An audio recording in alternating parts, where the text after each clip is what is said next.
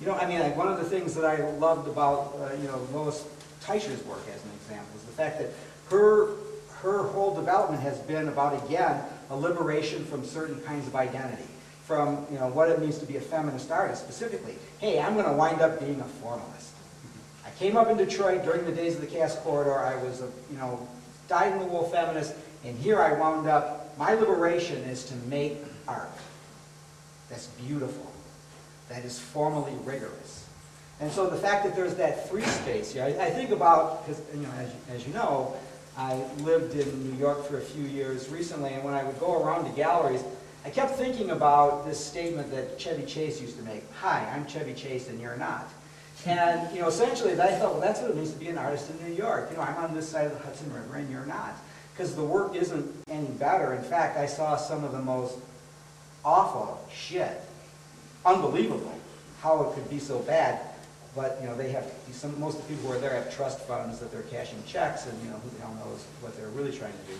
But the fact is that since it's such a free zone, you can have such a varied body of work, bodies of work that deal with re-engineering, and essentially I would disagree, Cheeto, when you talk about signifier, because I think semiotics goes through all of this stuff, that in fact each of these things is a sign and can be dealt with in different language. I didn't want to be lost in theoretical language. Right, different ways, and so the fact that there's that freedom, or the fact that you can go use industrial materials and put them together in non-utile ways, and that becomes a way of understanding how a particular space works.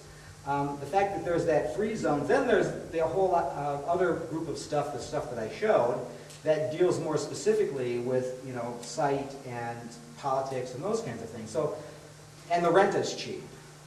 When you're paying $4,000 a month for a space, like a studio this size in New York City would do $10,000 a month. You got to really be humping.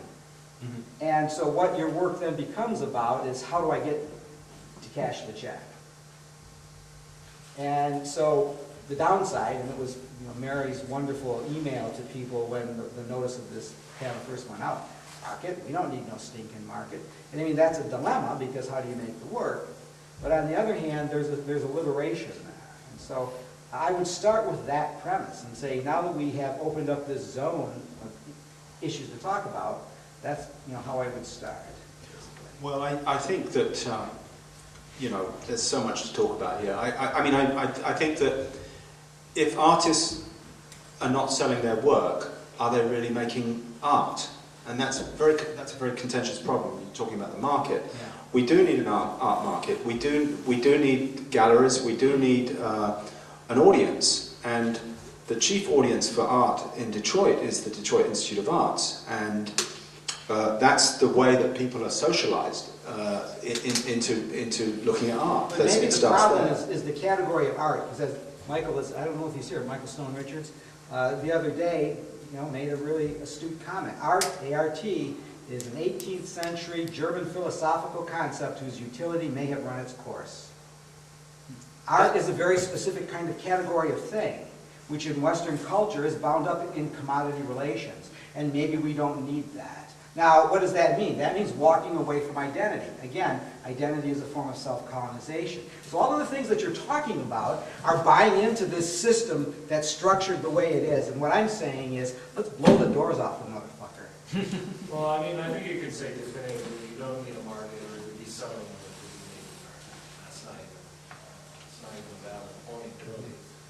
Yeah. But, the question is it better for you to not be? You can look at history of art in America and see a lot of examples of specifically the people who weren't selling, who had no audience, did the most important work.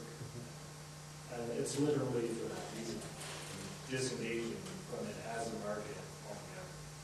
And for somebody who makes work with expensive material that doesn't sell that much, I know.